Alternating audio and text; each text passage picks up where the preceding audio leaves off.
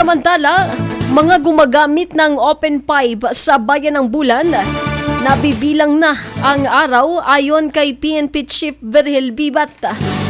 Ang buong detalye ng balita nasa linya sa Megapo Patrol No. 5, SM Romel Coro.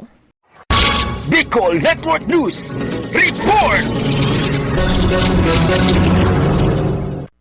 Bilang na ang inyong mga araw, yan ang binitawang salita ni Chief of Police Virgil Bibat dito sa Bulan Municipal Police Station, kung saan pinaalalahanan ang lahat ng mga motorista dito sa Bayang Bulan na patuloy na gumagamit ng mga open pipe.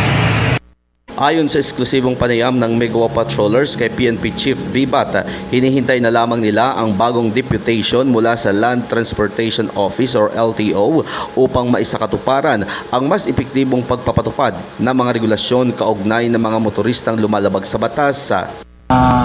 Hinihintay lang namin na dumating yung bagong deputation ng LTO kasi po violation yan.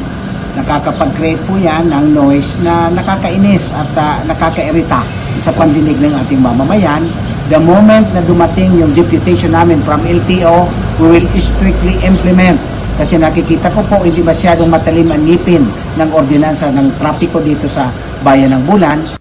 Samantala, binigyang diin ni Bibat na ang ingay na dulot ng mga motorsiklo ay naging sanhi ng malaking perwisyo at iritasyon sa mga tao, lalo na sa mga lugar na madalas itong dinadaanan.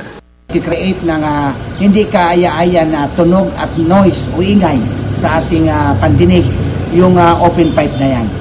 Sa kabilang dako, pinaalalahanan niya na ang sinumang mahuhuling lumalabag ay maaaring maharap sa kasong paglabag sa Republic Act 4136 na kilala bilang Land Transportation and Traffic Code na nagtatakda ng mga alituntunin para sa tamang paggamit ng sasakyan sa kalsada. Okay, nabibilang na ang mga araw ninyo. The moment na dumating ang station, mula dito sa Bulan Municipal Police Station para sa Bicol Network News, Megawa Patrol No. 5, Romel Grabador Coro, tatak, tunay na serbisyo.